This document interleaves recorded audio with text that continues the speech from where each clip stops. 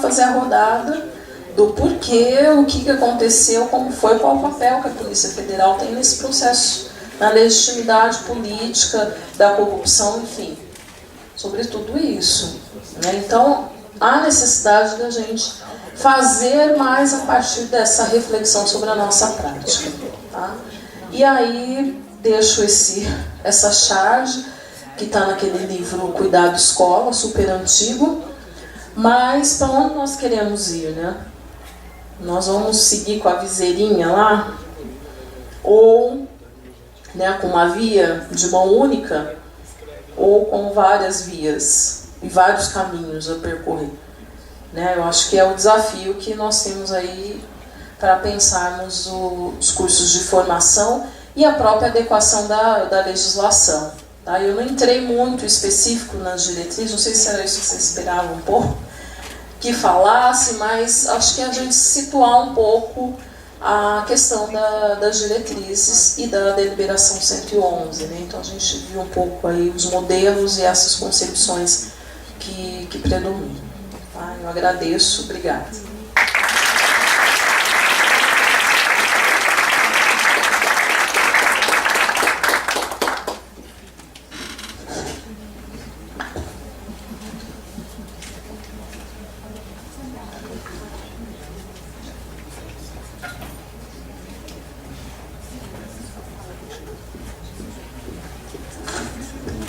Pessoal, devido ao nosso horário, eu vou abrir para 15 minutinhos de pergunta. Então, quem quiser se inscrever.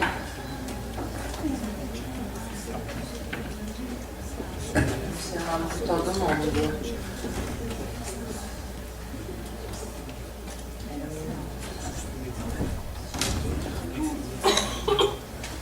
Pode baixar você.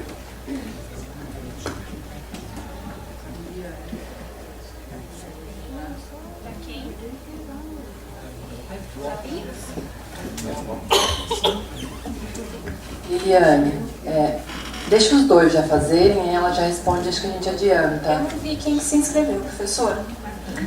Ela e o professor lá no fundo. Quem foi primeiro?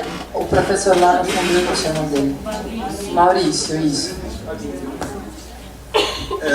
Débora, muito obrigado. Daria para falar 2 horas, foi muito empolgante a última parte. Vou ser breve. Já falei hoje de manhã que acho de autonomia universitária e de ensino. Débora, eu fiz uma comparação, mais ou menos o que você fez agora, entre as diretrizes curriculares nacionais e as deliberações 111. Pelo que me parece, é uma pergunta bem técnica. Depois da sabatina do ano passado, faltariam poucas coisas para que nossos cursos de licenciatura se adaptem às diretrizes curriculares nacionais.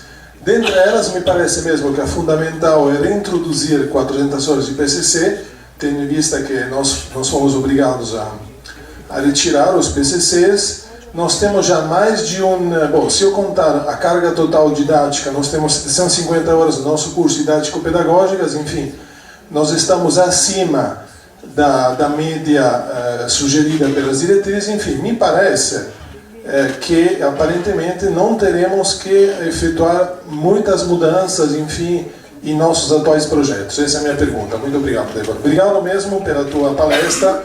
Eu falo assim, depois da tua palestra poderíamos falar um pouco mais.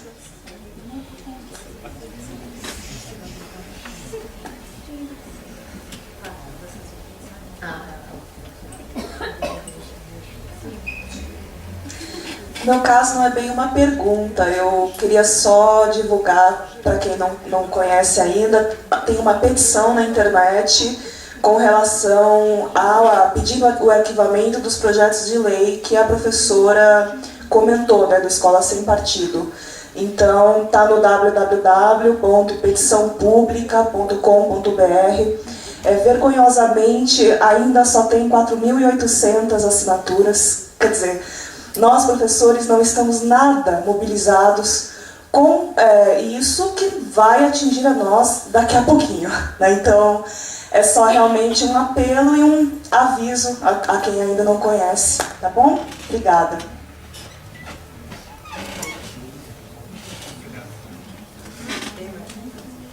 Tem mais alguém que quer fazer pergunta? Não sei.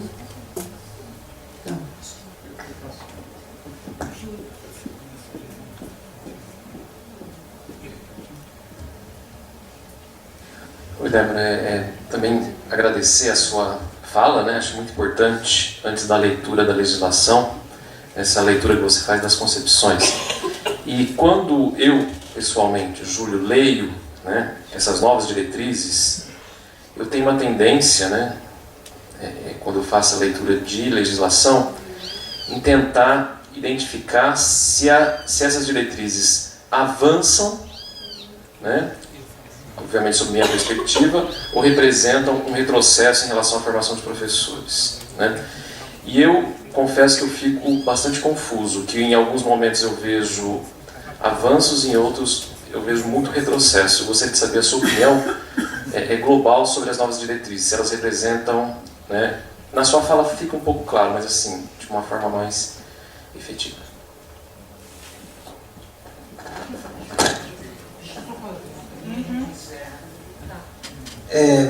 Débora, obrigado também pela tua exposição bastante clara, mais ou menos nessa direção que o Júlio falou, só que eu não queria saber a tua opinião pessoal. Eu queria saber assim, qual que tem sido a reação da comunidade em relação a essa proposição das bases curriculares nacionais, né? Se isso tem conseguido adesão ou não, pelo conteúdo que estão nessas bases curriculares, né? Eu, na verdade, te confesso que eu não conheço, não li ainda, fiz uma leitura muito transversal que eu não posso dizer que eu li, né? Mas queria saber qual que tem sido a reação dessa proposição agora.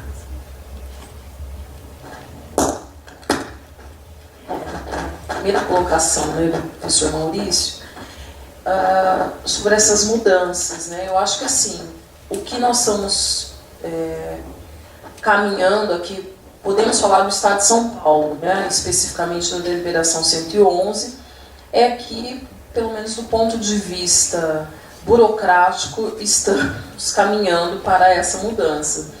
Eu acho que o desafio dos cursos, né, de formação de professores, especialmente das coordenações de curso, tem sido em pensar daqui para frente. Como é que vai ser daqui para frente? O que nós vamos fazer? De fato, se segue o que foi posto nos projetos pedagógicos, nos quadros que foram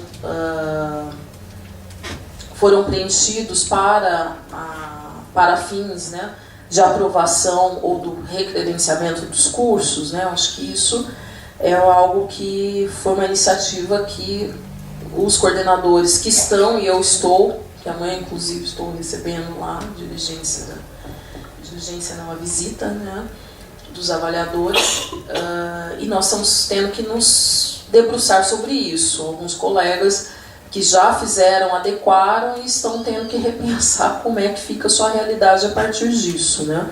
Então, acho que o movimento ou o processo histórico, né, que envolve especialmente a deliberação 111, foi da mobilização de um fórum entre as estaduais paulistas e que, ao final, este fórum não foi para frente, né? O que foi possível de fazer foram as adequações para que os cursos pudessem ser recredenciados. Então, acho que, do ponto de vista legal, né, ou jurídico normativo, estamos buscando atender a essa mudança.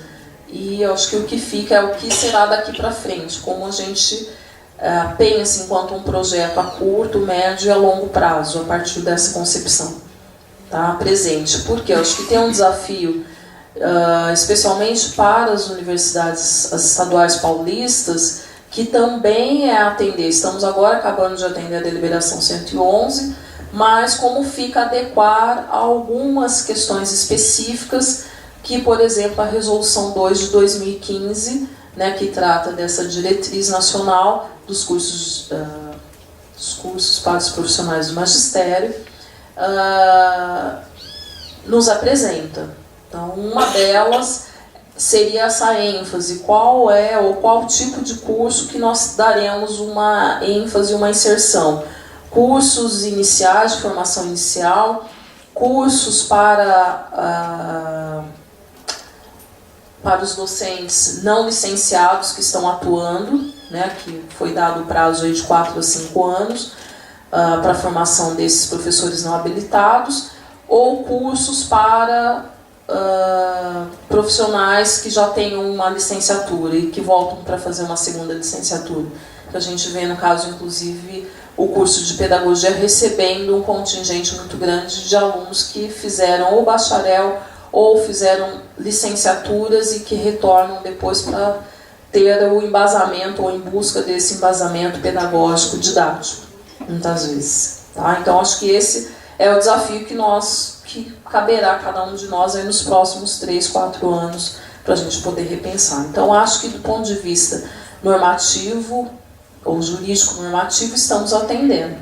Agora, a questão é como a gente mobiliza, né, os nossos coletivos, grupos de professores, para pensarmos exatamente a implementação ou a adequação a essa legislação a partir da realidade e da história de cada um dos cursos.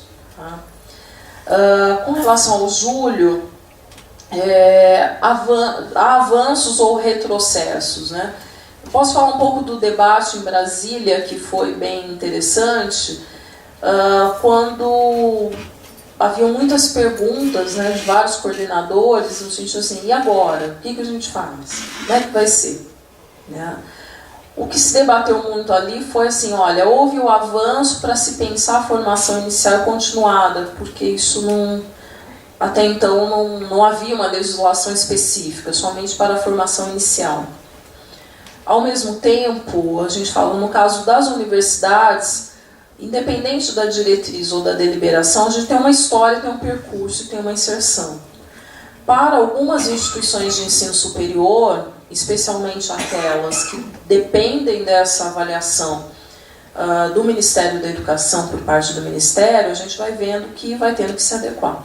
Não tem muita saída, porque o seu credenciamento, ou recredenciamento, abertura ou fechamento de cursos depende muito disso.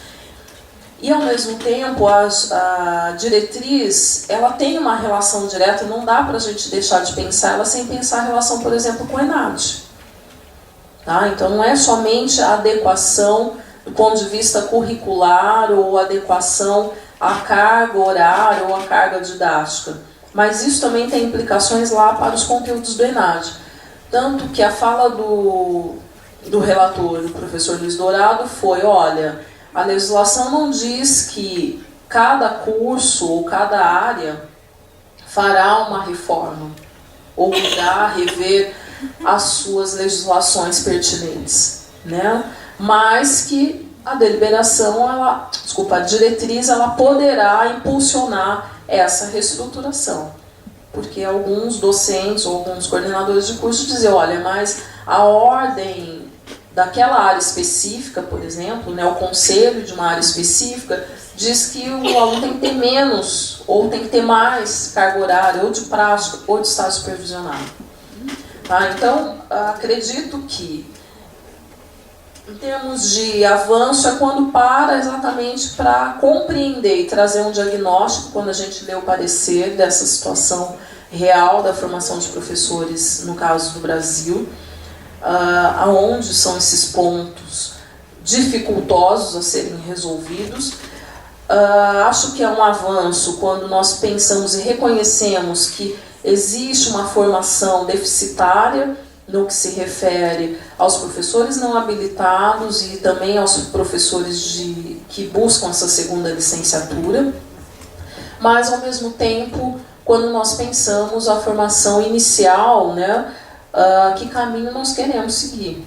Eu acho que é isso que talvez ela não abra muito, né, esse espaço para isso. Como uma diretriz, ela visa disciplinar, né, mas ela ainda, eu acho que, de uma certa forma, no nosso caso, né, que temos uma vinculação direta com o Conselho Estadual de Educação, ficará esse desafio, né, porque como nós vamos atentar não só a divisão da carga didática, mas também como nós vamos pensar em concepção de formação de professores. Eu acho que é isso um pouco que eu trouxe aqui para instigar a gente, né? E acho que o trabalho que vocês estão fazendo de primeiro pensar sobre, para depois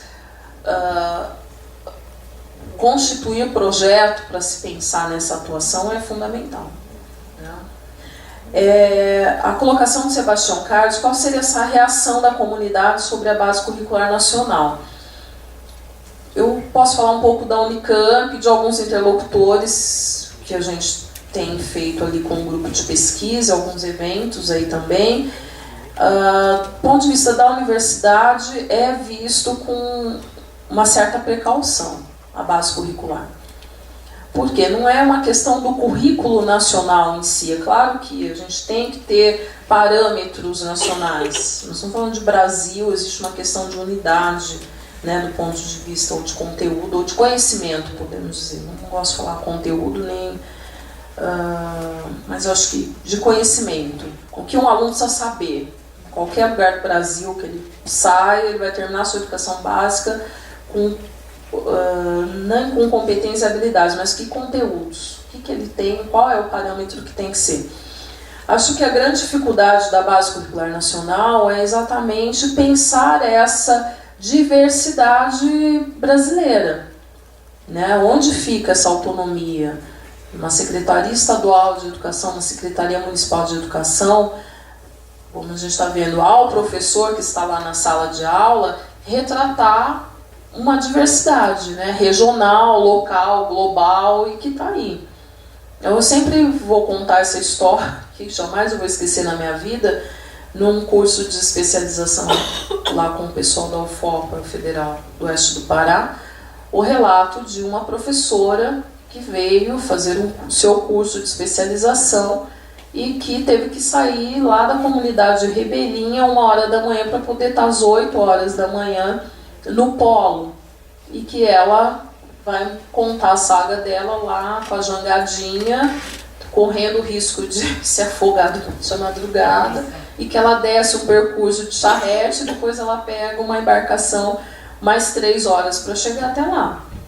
Então, como é que nós vamos pensar que aquela professora vai dar aula para aqueles alunos lá da população ribeirinha, que exatamente a relação com os conteúdos será a mesma? De um professor aqui, às vezes, da região sudeste, que tem o seu carro, que sai de casa, ou que mora, às vezes, do lado da escola, e que tem um outro entendimento, uma outra relação, né? Então, acho que a base não pode se fazer necessária, mas será que não vamos cair no mesmo erro lá, novamente, não só da diretriz curricular, que foi lá 2010, os PCNs, Parâmetros Curriculares Nacionais, né, que nós tínhamos aí PCN em ação, PCN em várias versões, ou que a gente hoje vai lá nas escolas e chega lá, os livros estão lá na prateleira, lá, né, dos PCNs, ou mesmo a proposta curricular do Estado de São Paulo. Né, o aluno usou aquele material é dinheiro público, né, que está sendo utilizado.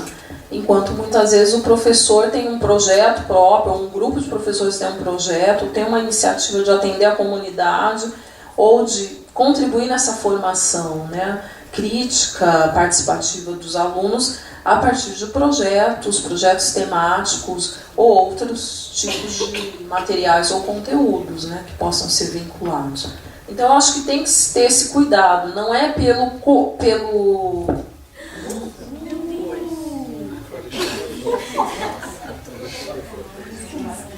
Só para terminar, o pessoal não vai escutar? Dá.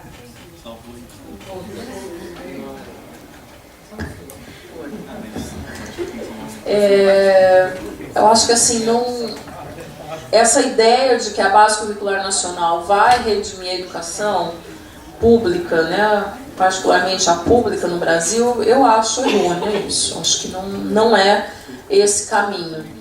Até porque nós fizemos um trabalho, acho que no semestre passado, com os alunos da pós-graduação, nós fomos verificar quem são os interlocutores da base curricular nacional, gente. É extremamente interessante. Então a gente vai ter o Movimento Todos pela Educação, Fundação Lehman,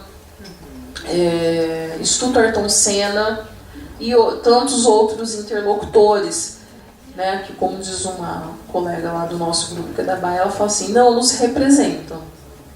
Né? Então, vamos ter OS, organizações sociais, OCIPs, ONGs, participando ativamente, definindo o que vai ser currículo, o que vai ser conteúdo nacional. Não sou contra essas instituições, mas basta acessar o site delas, como nós acessamos da Fundação Lehman, por exemplo, que vocês vão olhar lá, há projetos ou uma inserção no campo de formação de gestores, que eles nem se chamam de gestores, mas de lideranças, né, para as escolas. E aí, quando você olha o quadro lá dos funcionários, né, ou da equipe de apoio, quem são essas pessoas que estão lá, gente? São publicitários, jornalistas, economistas, especialistas em TI, e não tem ninguém vinculado à área da educação. Não existe pedagogo, não existe ninguém licenciado em nada ali. Você tem advogado, você tem um monte de gente. E são pessoas que estão formando as lideranças para atuar na gestão da escola. E você entra lá e diz, formamos 50 mil lideranças para as escolas. Tá. Aí você olha a lista dos grupos que financiam. Então está lá a Fundação Roberto Marinho, American Airlines, Instituto Itaú, Fundação Itaú. Tem uma lista lá de mais de 50 grupos que estão lá financiando. Então, como um grupo como esse tem um assento cativo lá para discutir currículo e base curricular nacional? Só para a gente pensar um pouco quem são esses interlocutores que estão lá. Agora, pesquisadores da área, né, professores que estão lá atuando no seu dia a dia, que tem, né, um notório saber de saber até que ponto esse conteúdo é relevante ou não, não temos. Tá? Então, só para a gente parar para pensar. Termino aqui porque está na hora, né, gente? Obrigada.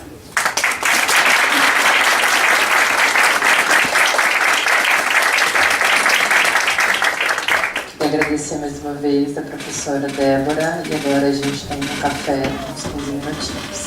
Obrigada.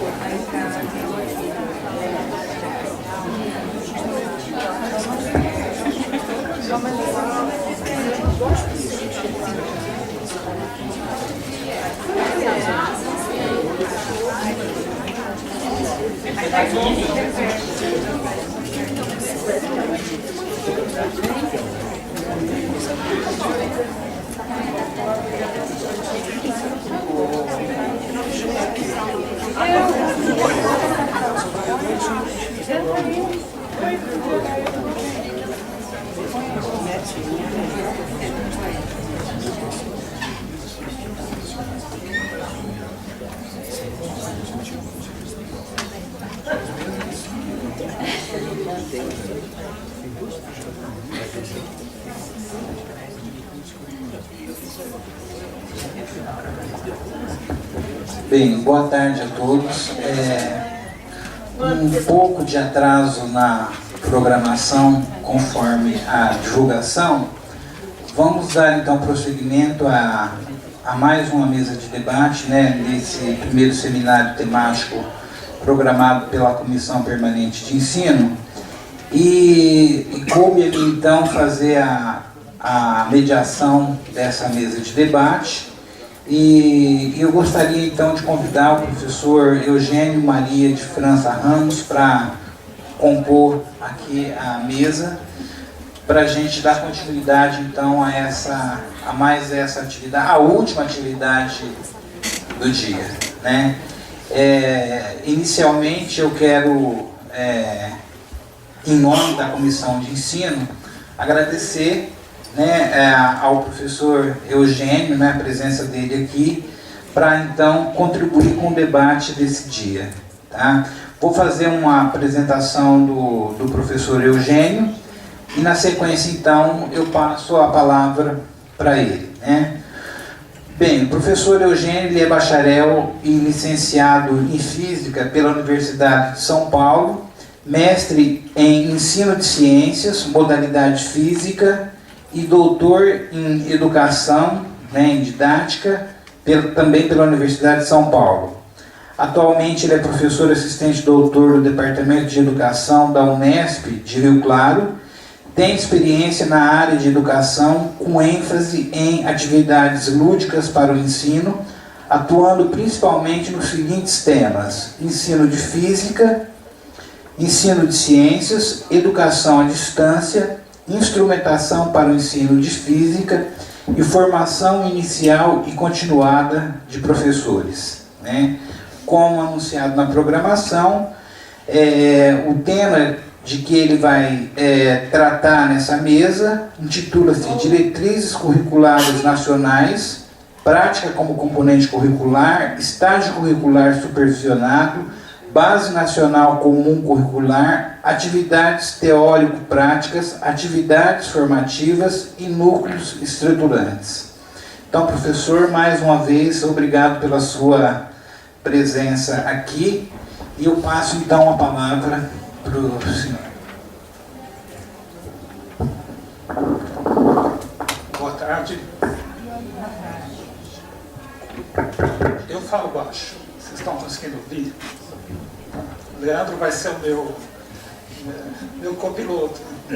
Se não estiver ouvindo, você dá um tchauzinho, tá bom? Então, eu vou tomar algumas liberdades como convidado, né? Quando a gente chegar na casa dos outros e ser convidado, você pode quebrar alguma coisa e ninguém achar ruim, né? Então, primeiramente, fora a TV. Certo? A gente não pode deixar de assinalar. Não pode deixar de assinalar o momento triste que a gente está vivendo em relação às questões políticas, né? Do golpe em câmera lenta que a gente está acompanhando, né?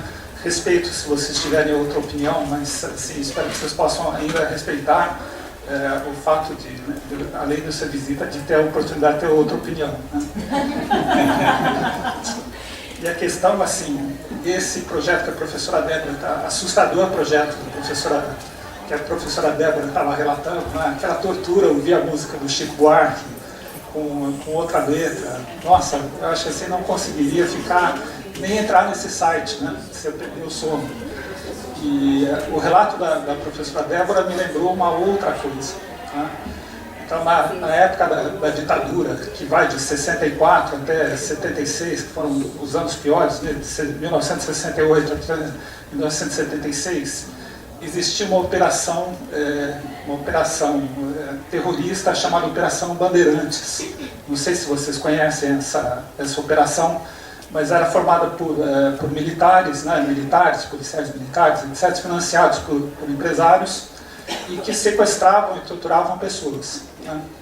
E no livro Batismo de Sangue, do Frei Beto, não sei se vocês tiveram a oportunidade de ler ou ver o filme, ele relata um caso de um professor de física que foi preso pela Operação Bandeirantes porque os alunos deles não gostavam dele como professor. E ele era um professor muito severo. Né? E qual foi o jeito que os alunos fizeram? Denunciaram para a Operação Bandeirantes que ele era comunista. Então o sujeito estava lá sendo barbaramente torturado, né? E o Frei Beto relata que ouvia os gritos, etc., né? E a tortura, a máquina de tortura estava ligada a um canal de televisão, a uma televisão antiga daquelas que tinha seletor, né? E conforme você vai mudando o canal, mudava o choque, né? E que ele ouvia o sujeito gritar para mudar de canal, certo? Então, veja que se a gente for nessa toada, né? dessa lei passando, da denúncia de professores, etc., isso vai atingir a profissão docente.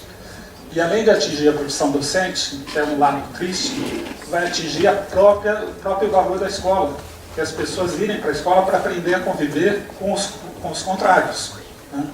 Então, a gente está correndo um risco de regredir muitos anos se essas coisas avançarem. Então, é o fora Temer e muito mais, né? É fora todas essas coisas que estão escondidas atrás da imprensa e assim por diante. Um outro mote que eu não poderia deixar de falar é fica PIBID, né? Não fora PIBID, fica PIBID, né? Então, que é outro mantra que a gente está sempre falando. É um projeto sem precedentes na formação de professores e que, independente do partido que sobreviver no governo, a gente vai ter que lutar para continuar o PIBID. Acho que agora, tendo iniciado uma política pública nessa dimensão, eu acho que a gente não pode deixar de lutar a favor da continuidade de um programa de apoio à formação de professores, que devolver um pouco a dignidade das licenciaturas e reconhecer o papel dos professores, né? Os professores que participam do PIBID, sejam da educação básica ou do ensino superior, eles foram reconhecidos como produtores de conhecimento e participantes de um bem maior para a sociedade, né? Então, agora eu começo a palestra. Tá? Bom, vocês já viram que esse título, né, o Júlio tripudiou a colocar esse título para mim. Né? É a primeira palestra que eu vejo que tem 4 linhas. É quase um resumo de tudo. Né? Certo? Então, assim, mas não foi essa encomenda que ele fez. Eu vou explicar como é que eu vou tratar a questão. Né? Mas, ao ler esse tema, né, isso me lembrou aquele livro Mochileiro das Galáxias, que não sei se vocês já viram ou leram, etc., que é um livro que é um livro de humor, né, literário, feito por um autor inglês, né, e que no bojo desse livro tem um supercomputador, que é o Pensador Profundo, que foi feito para responder todas as perguntas, inclusive uma pergunta fundamental sobre a vida. Da onde a gente veio, para onde a gente vai e tudo mais. Tá? E o Pensador Profundo é esse computador aqui da direita, né? Que está na figura da direita, você vê que ele tem uma mãozinha ali segurando a tela, né? E embaixo é o dia em que ele vai dar essa resposta. Então ele começou a fazer o processamento, né? E 7 milhões e meio de anos depois, as pessoas se reuniram para ouvir a resposta. Qual que é a origem da vida, para onde a gente vai, e assim por diante. Tá? Então, esse aqui embaixo é o momento festivo dessa resposta. E chega lá, os tataranetos dos programadores, né? Para a cerimônia, o computador vai dar a resposta, e a resposta para tudo, para a origem da vida, para o destino das pessoas, etc., é 42. Né? E aí todos ficam atônitos, né? Porque a pergunta era filosófica, né? Tinha outras implicações, de repente é um número. E o computador fala assim, olha, a resposta é 42, mas vocês que não souberam fazer a pergunta. Tá? E aí, durante o livro inteiro, eles vão tentando elaborar uma pergunta que o resultado seja 42. Tá? Então, é mais ou menos o que eu vou tentar fazer aqui. Né? Então, vou falar um pouco de prática de ensino, estágio supervisionado, um pouco de prática com componente curricular e um pouco de base curricular comum, tá? Sem a pretensão de dar uma solução que integre essas 3 coisas. Então vou tratar coisas separadas e vamos trabalhar juntos a pergunta. Certo? Depois o professor Júlio, na hora das perguntas, eu vou pedir para ele vir aqui junto com o professor Sebastião e eu para estar junto, para a gente dialogar aqui na parte final, né? Se eu conseguir chegar no final. Né? Então o tema que é esse aqui, eu vou fazer uma corruptela e ele vai virar isso aqui. Tá? Prática de ensino, estágio supervisionado, prática como componente curricular, base nacional curricular comum. Poderiam chegar próximo de 42? Então, esse será o meu tema aqui para vocês. Tá? Bom, para pensar um pouco sobre essas coisas que a gente está falando, então eu vou olhar esses temas não como um teórico estudioso. Né? Então, a professora Débora, por exemplo, tinha as leis muito mais precisas para estar falando. Então eu não trabalho com a área de legislação, certo? Eu trabalho mais com a prática de ensino. E vejo e participo da licenciatura com uma certa paixão, como todo mundo que é professor da universidade está fazendo o que gosta. Então vou refletir a partir deste ponto de vista, da minha prática e das coisas que eu estou fazendo. Tá?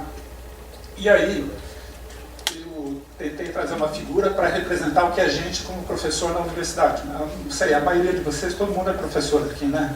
Tem aluno aqui junto, assistindo? Tem, certo? Bom, se vocês virarem professores da universidade, a coisa vai ser mais ou menos assim, tá? Bom, é assim mais ou menos que é um docente em RD e IDP, certo? Tudo que ele tem está amarrado a alguma coisa que vai fazer barulho, chacoalhar e tem que funcionar, tá? E você tem que agir de forma que o resultado seja uma música decente, certo? Essa aqui. Infelizmente a gente não está vendo, o professor Sebastião está acompanhando comigo aqui o desenho só de longe. Tá? Então, assim, a grande questão é como nós, que estamos amarrados com aquela bendita tabela de produção, tá? Para quem é aluno, acho que não tem ideia do que significa isso. Anualmente a gente tem que preencher uma tabela que foi atribuída por colegas nossos, o que é pior ainda, né? E a gente tem que atingir pelo menos 70 pontos. Se você não atingir 70 pontos, você corre o risco de ser demitido da universidade. É assim que a coisa funciona, ou altera o seu regime de trabalho. Então você pode passar de RD/IDP para RTC ou para RTP. Tá? E isso, por exemplo, acontece em março, você entrega o relatório em fevereiro. E não dá mais tempo para você fazer mais nada. Se você não fizer no ano passado, você não tem como alterar essa pontuação. Então a vida do professor virou uma angústia de atingir esses níveis de pontos. E com isso, eu acho que a gente foi se ausentando de alguns debates. Tá? A colocação do debate da base, que, por exemplo, a professora Débora fez, ela falou assim: o Instituto Ayrton Senna está lá na discussão da base. O Instituto Lehman, que, se não me engano, aquele que produz cerveja e ketchup, né, que está voltado à educação, né, agora, e que não está olhando necessariamente a educação, está olhando as isenções fiscais e outras coisas, uma visão de mundo. Né? Eles tiveram tempo para se organizar, para se colocar. E nós, docentes, estamos fazendo tantas coisas que a gente não teve tempo para se colocar. Então a gente vai pegando a onda depois que ela está arrebentando na praia e quase virando de ponta cabeça.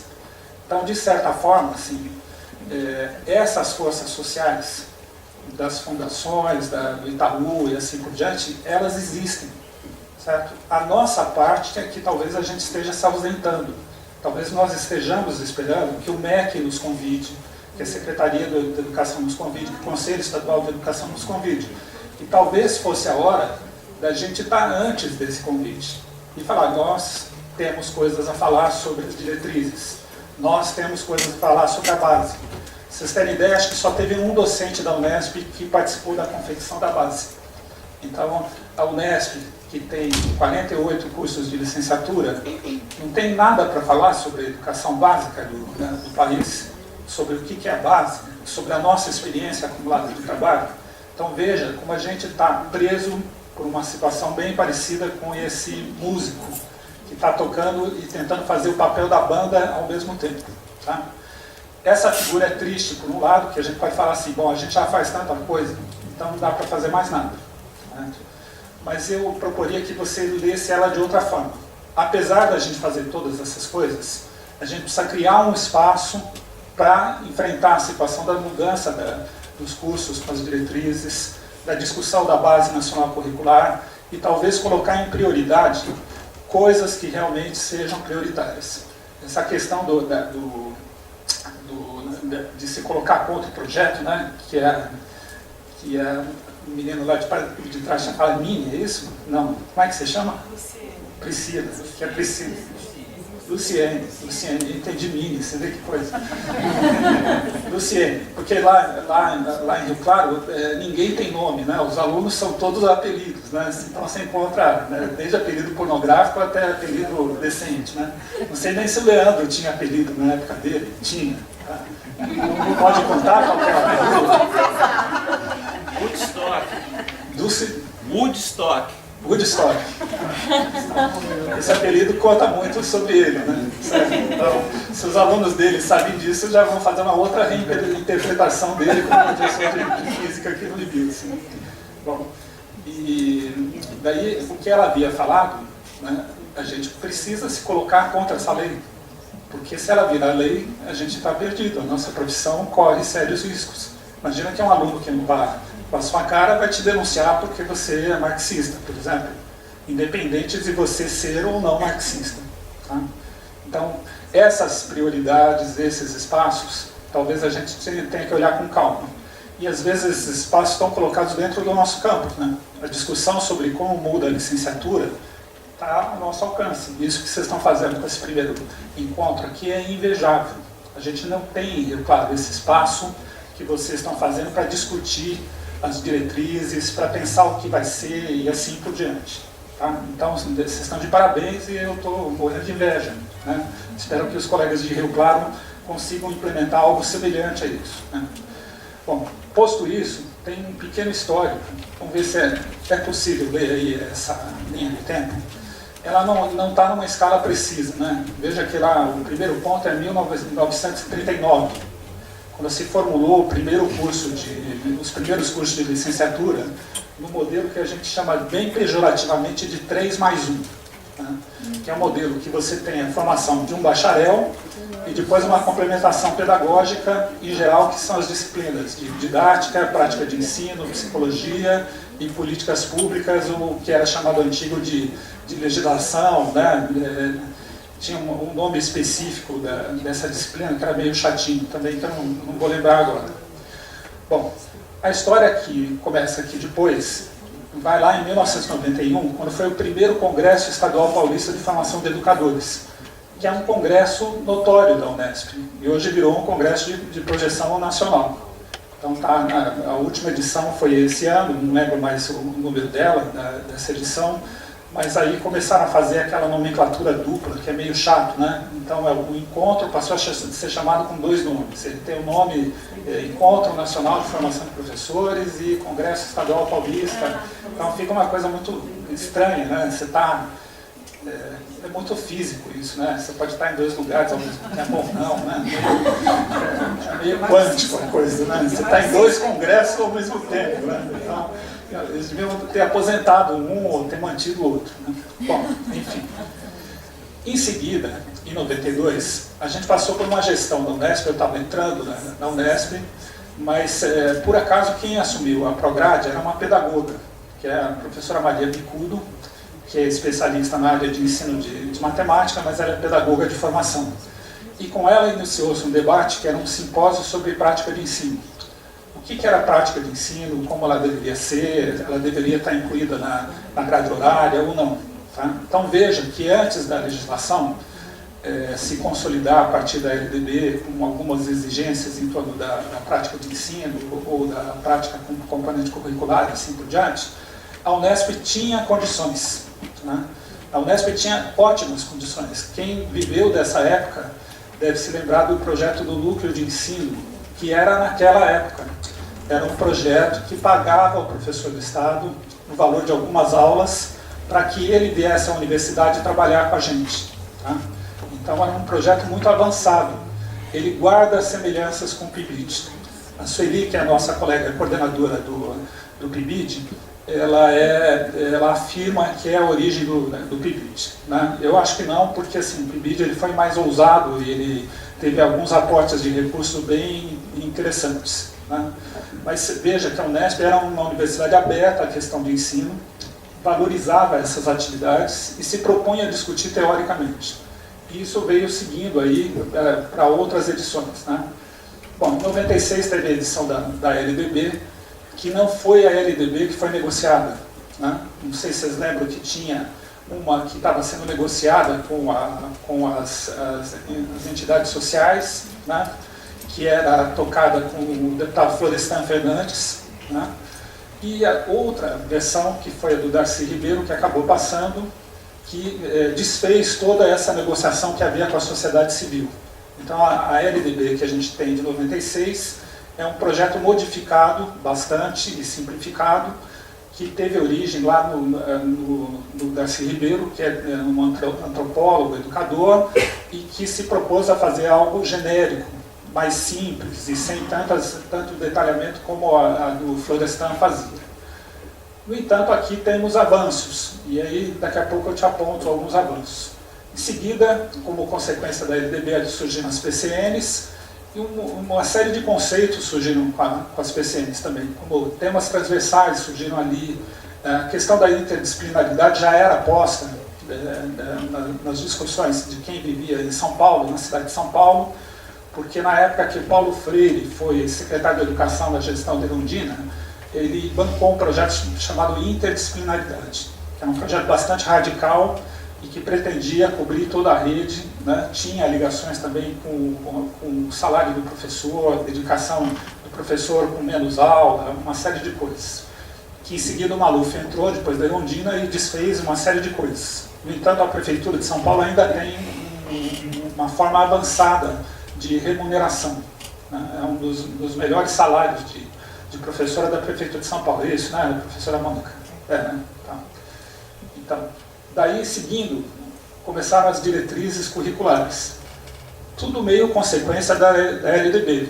Mesmo a base, que a gente está chamando hoje em dia, Base Nacional Curricular, se você for lá na LDB, você vai procurar base, já tem lá. Já está definido que existirá uma base curricular comum.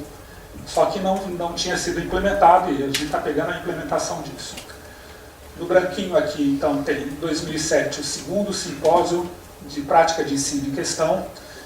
Quem não é da prática de ensino, isso era uma briga entre nós de prática de ensino e a reitoria. Os professores de prática de ensino querem o reconhecimento da carga integral de prática de ensino.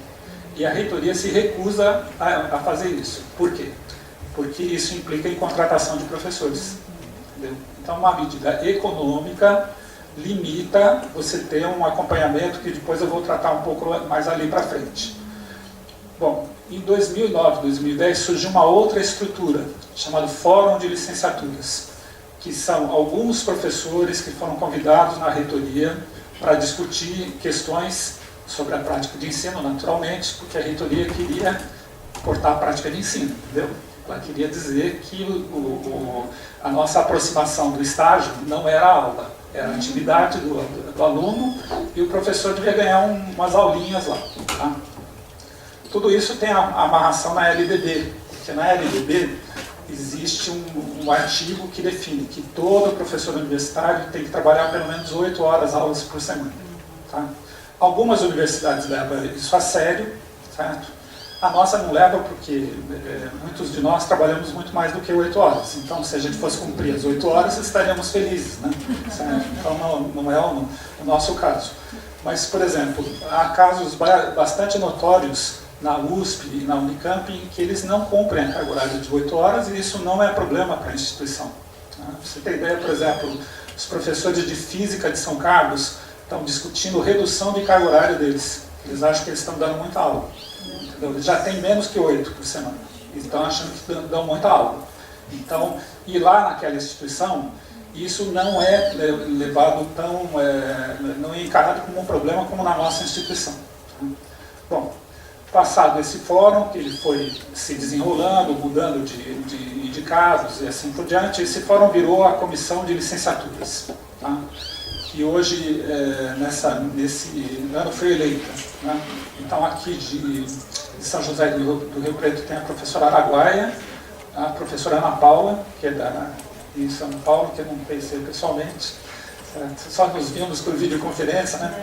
E não dá para conhecer direito, desculpa, viu? E o professor Antônio, que é do departamento de matemática.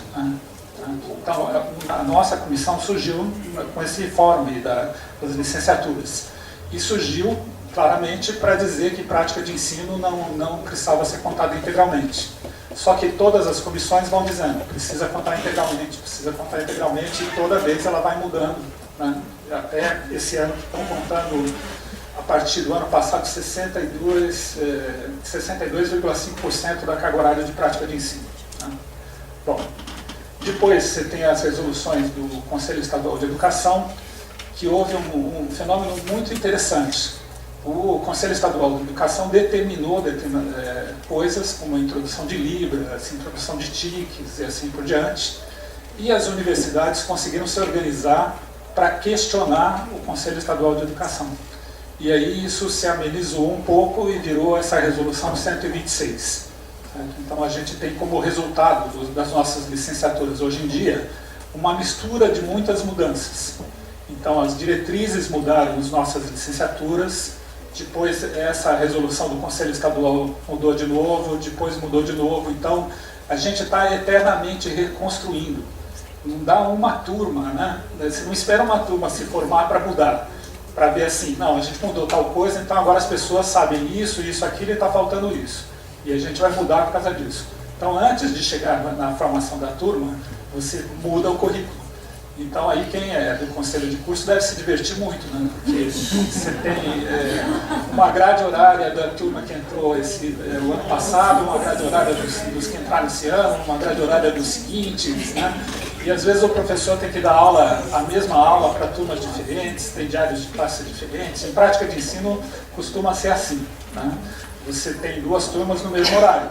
Porque, por exemplo, uma turma tinha 300 horas, outra tem 400 horas. O que você vai fazer? Você não tem como dispor mais horário. Porque lembra, né? Você tem que continuar fazendo pesquisa, extensão, participando da administração, tocando o bumbo, né? Tocando a flauta, né? A gaita, né? E ainda cantando. Então, tem que fazer um monte de coisa. Né? Bom, agora a gente entra nessa fase das novas diretrizes, que foram lançadas em 2015, e que até 2017 tem que estar implementadas. Então, pelo que está lá, bendito no artigo final, as nossas licenciaturas mudam de novo, agora à luz dessas novas diretrizes. E surge também a Base Nacional Curricular Comum, que é um documento extremamente complexo, de 600 páginas, não sei se alguém de vocês já leu o documento, né? Sim, a gente teve o colóquio das licenciaturas. Quem foi no colóquio, não sei se vocês assistiram o colóquio ou acompanharam, foi convidado pela professora Lourdinha de Botucatu, que é assessora da Prograde, a professora que coordenou a base, a professora Hilda Micarelli, se não me engano.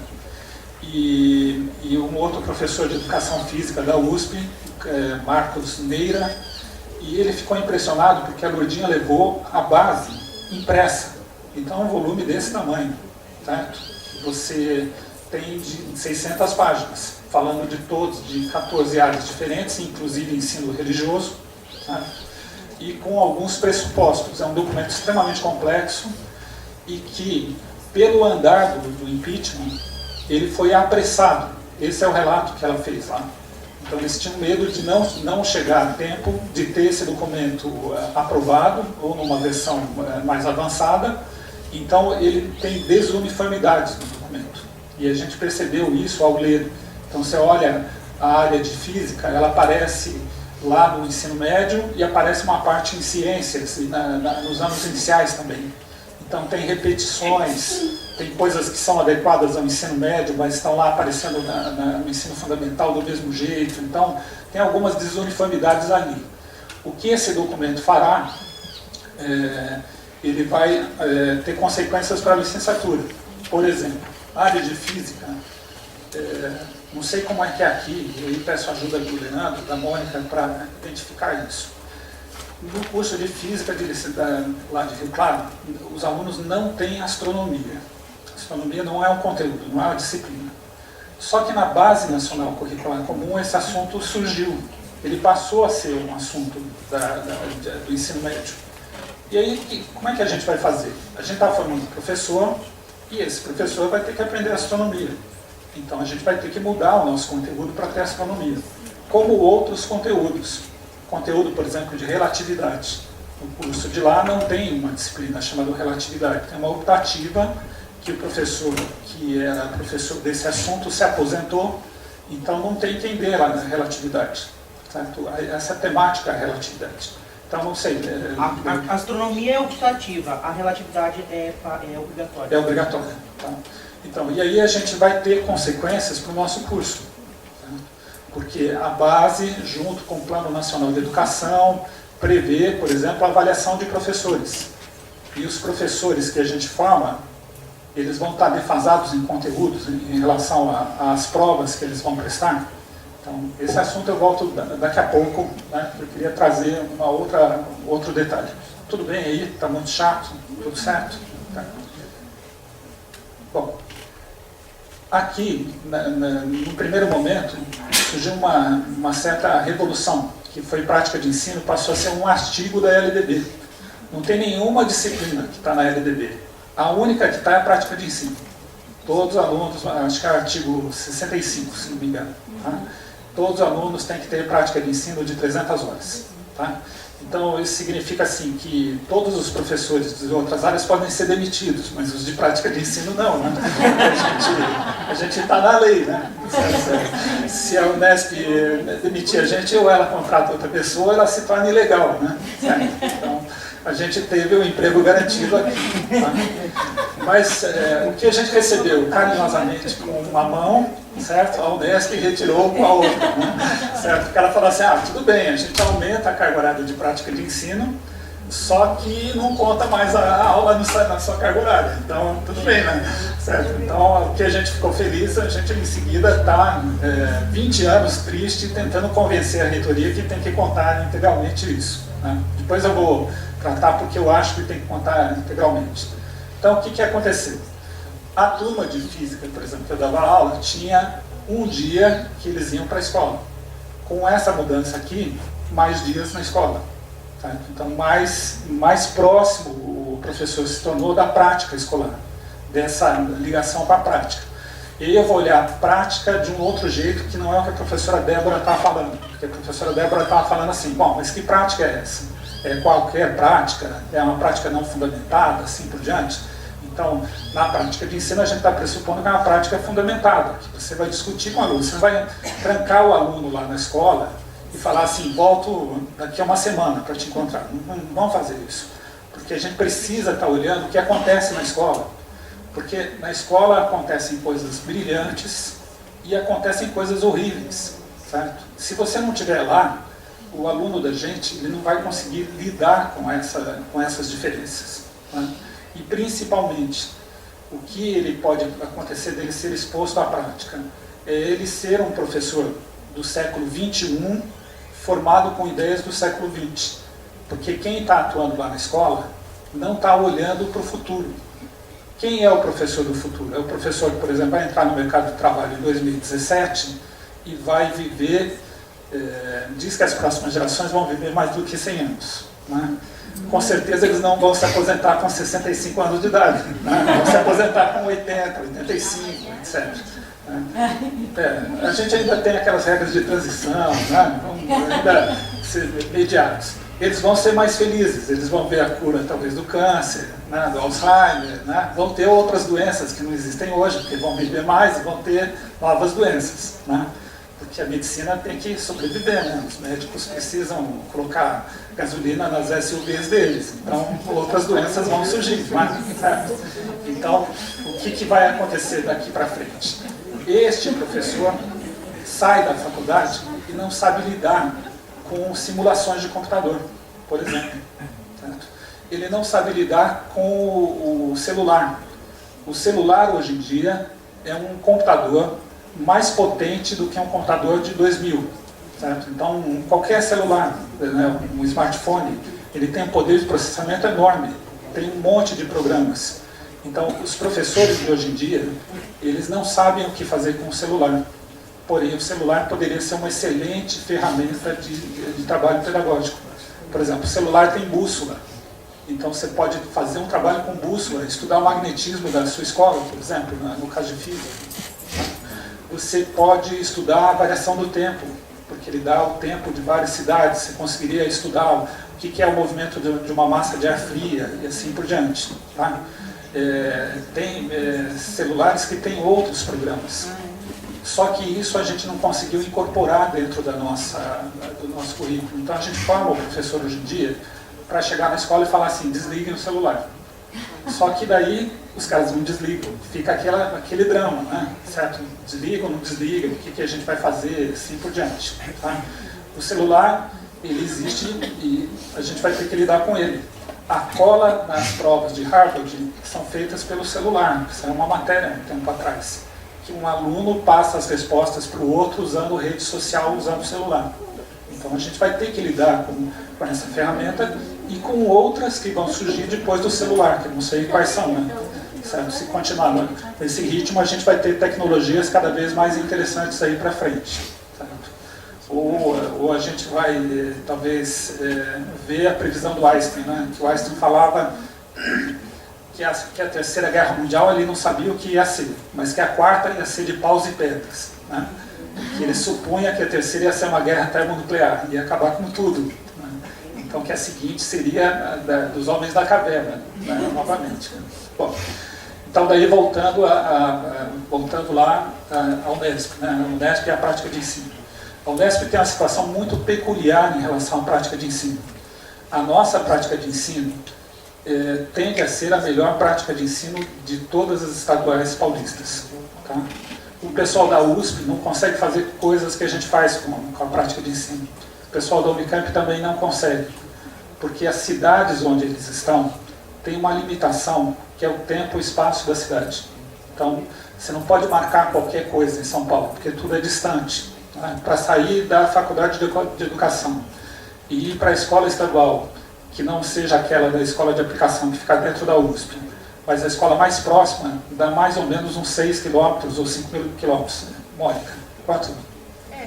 Aquele Coringa Dante, que fica ali no Rio Pequeno, né? Que é perto, mas não dá para levar todos os alunos da licenciatura para uma escola, porque ia ser uma loucura, né? Ia virar outra escola da USP. Né? Então, em Rio Claro a gente consegue marcar aula na escola. E as pessoas se deslocam para a escola porque a pé é 15 minutos, certo? De bicicleta 10 minutos. Então é possível a gente marcar uma prática de ensino diferenciada. E isso nem a reitoria valoriza e nem às vezes a gente valoriza isso, dessa ligação que a gente tem com as escolas e dessa proximidade com as escolas. Tá? Bom, seguindo, então, depois disso daí, lá nas diretrizes curriculares de 2001, de 2005, que a gente implementou depois, surgiram as benditas das PCCs. Né? Eu diria que nunca um artigo feminino foi tão importante, né? Porque é a PCC. Né? Se for o PCC, eu não teria competência para estar aqui discutindo com vocês. Né? Então é a PCC. Um nome infeliz, né? Porque surgiu os dois ao mesmo tempo. Né? O PCC surgiu na mesma época da PCC. Né? E aí, prática de ensino aumentou. Né? Nossa, ficamos tão felizes. Né? Agora era 300, eram 400 horas que a gente passava. Mas, de novo, a reitoria não contava. Então, aumentou 400, mas a gente continuou correndo o risco de ser demitido porque não atendia o número de horas que era... No cálculo da reitoria, 45% de 400 horas. Então, o professor que pegasse 400 horas, no relatório, daria 4 horas e meia por semana de aula. Poderia ser demitido porque não atingia as 8 horas semanais de aula. Bom, com a resolução do Conselho Estadual de Educação, daí surge Libras. Certo? A ideia da inclusão se torna uma coisa presente. Certo? E é outro pepino, né? Porque nenhum de nós, pouquíssimos de nós, tem especialidade de Libras. Né? Não sei se vocês têm aqui no campus.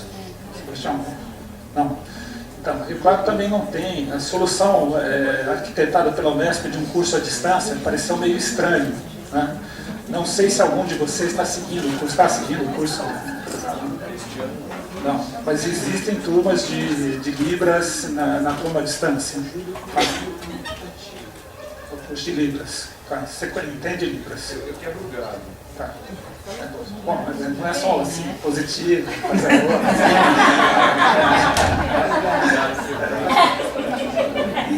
Tem um grupo paulista chamado Premeditando o Brecht, não sei se vocês conhecem, que tem uma música que o sujeito é sequestrado e vai para a Lua, né?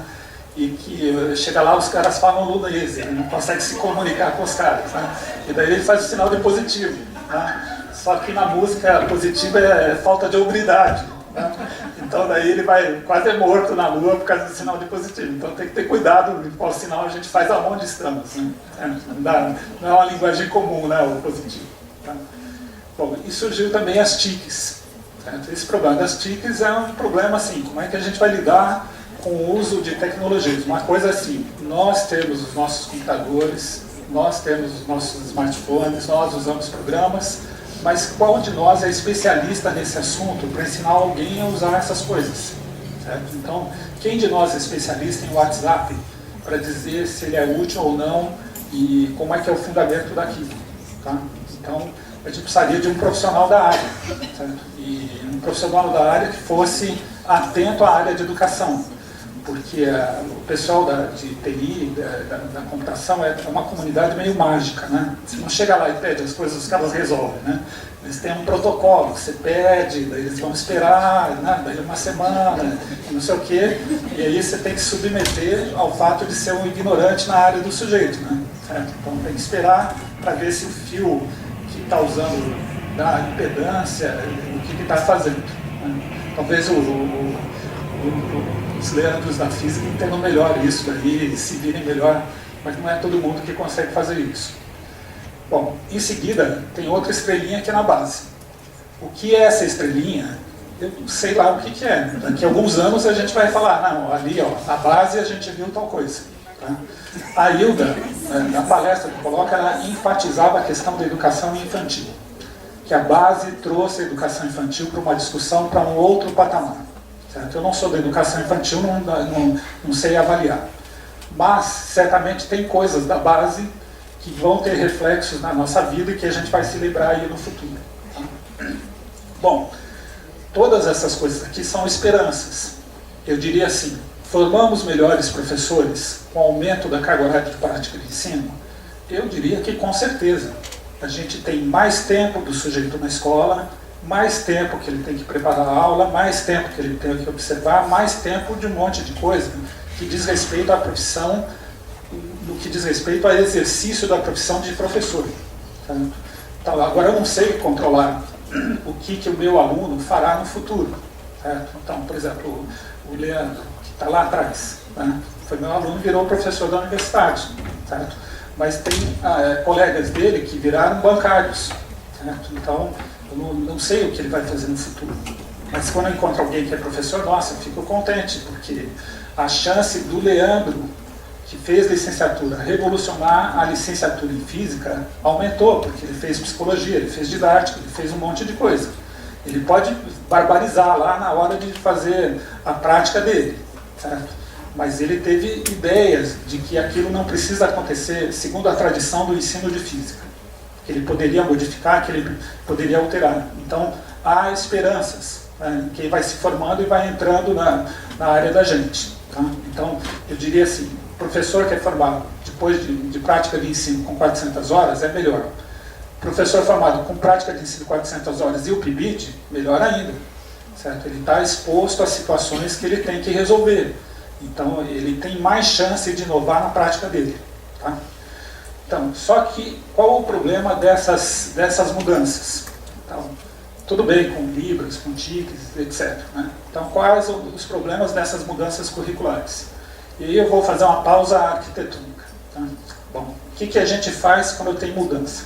A gente não pode mudar a quantidade de professores, não pode contratar mais nada, não pode, e daí a gente vai fazer uns puxadinhos. Tá? São os puxadinhos curriculares que a gente faz. Tá? E aí, essa casa aqui me lembra uma casa, quando eu estava me mudando para Rio Claro, fui visitar várias casas. Né?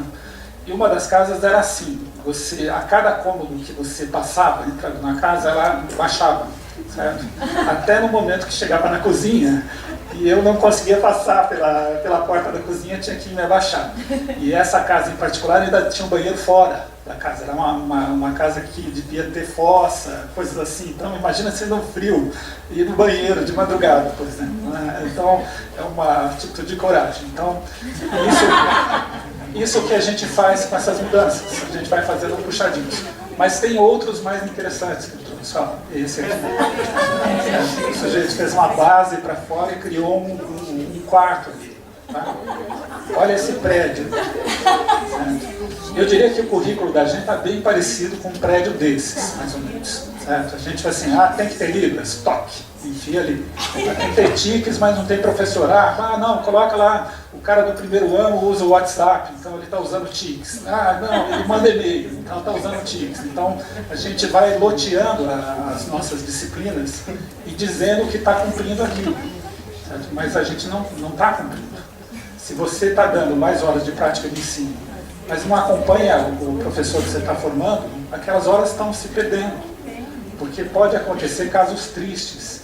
Alunos da gente chegam na escola e vão encontrar professores que estão tristes com a profissão deles.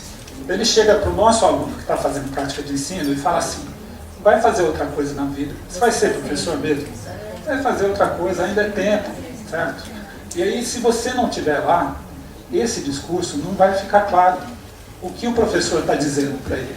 Está dizendo assim, que ele não está gostando da profissão. E o que ele não está gostando? Ele não está tratando sobre isso. Tá? Então, a gente encontra professor na escola que é brilhante. Poderia estar na faculdade trabalhando conosco como colega. Mas encontra professores tristes e amargos, que fazem coisas que não têm base teórica, que não entendem o que estão fazendo. Então, o sujeito, por exemplo, pega o caderninho de física, lá, o caderninho do Estado malfadado, o caderninho do Estado. Tá? Aquele caderninho tem coisas boas e tem coisas ruins. Dá para ser cumprido o caderninho inteiro? É impossível. Certo? Por exemplo, tem uma parte sobre cinema no caderninho que indica para as pessoas verem o filme 2001, Odisseia no Espaço, para ver o filme Contato, que foi baseado lá numa experiência do Carl Sagan, lá num texto do Carl Sagan, e outros. Dá para você passar 4 ou 5 filmes? Não dá. Mas o que o caderninho está dizendo? Passe filme, certo? Daí você vai passar 2001 para as pessoas, não sei se vocês assistiram 2001, certo? 2001 tem um lance assim genial do diretor lá do Kubrick, porque ele mostra o tédio que é viver no espaço. Então o filme inteiro é mudo, não tem barulho de motor, porque o motor não faz barulho, não tem ar, então o filme é chato. Então quem de hoje assiste filme, faz barulho, tem tiro, não sei o quê, não consegue entender o filme, porque ele está representando o tédio. O tédio é a ligação do homem com a máquina. Então é um filme brilhante, interessante, deve ser visto, pode ser visto sim, mas se você não entender o que o filme está discutindo, ele vai virar uma atividade super chata. Então você não está discutindo coisas que estão acontecendo ali. E outras consequências, né? A ideia de que, por exemplo, a gente não é um astronauta que mora numa astronave chamada Terra. Nós não somos isso. Nós somos Terra. Se a gente sair da Terra, a gente desaparece. Então essa ideia de que a gente vai ter uma base lunar e que vai poder mudar daqui quando a Terra for engolida pelo Sol, que vai acontecer da ordem de 1 milhão de anos, é uma coisa absurda, porque nós somos a Terra. Então não é só sair daqui, você teria que criar uma Terra 2 para poder sair daqui, senão você não consegue. Então essas discussões estão presentes no caderninho, mas às vezes isso não é entendido no que está ali. Então tem coisas boas no caderninho e tem coisas impossíveis de ser utilizadas, e o professor tem que escolher. Então lidar com essas contradições, você tem um material didático que foi feito por colegas brilhantes da área de ensino de física. Quem assina aquele material são pesquisadores da área de ensino de física, que tem projetos interessantes como o GREF, por exemplo, é um projeto que se propôs a trazer a física para as questões cotidianas. Então eles vão discutir a geladeira, vão discutir uma ferramenta, né, o braço da ferramenta, a distância que se faz entre a força e o ponto de aplicação e outras coisas. Tá? Só que, então, esse projeto está lá meio perdido nessas contradições da escola. O professor olha o caderninho e não sabe o que faz com ele. Sabe? Se ele usa ou se ele não usa. Né? Em geral, você pega muito material guardado, né, na escola, né? Muito material que está lá sem uso. E aí o professor passa a cópia na lousa. Gente, alunos de 3º ano do ensino médio, o cara é um pré-universitário. Você vai gastar 20 minutos da sua aula passando uma coisa na lousa para o cara copiar no caderno, que ele pode abrir o livro e ler, e depois a gente reclama que o cara não sabe ler. Tem o livro, certo? Tem o tempo, e você vai ficar passando coisa na lousa. Então isso é uma estratégia daquele professor. O professor que está fazendo isso, ele ocupa a aula com o copiar na lousa, certo? E daí ele não vai nunca avançar o conteúdo. E aí o estagiário tem que olhar isso e você falar assim, precisa ser desse jeito? Pode ser diferente? Como é que você vai fazer para ser diferente? E vai instigar o sujeito a uma outra prática. Então o estágio sem acompanhamento está afadado a gente não formar professores. Por isso que assim, não é só a questão da preservação do emprego do professor universitário. É que se roubou da lei o princípio, que era aumentar a quantidade de experiência do professor para ele chegar lá e conseguir fazer uma prática renovada. Então aí, ó,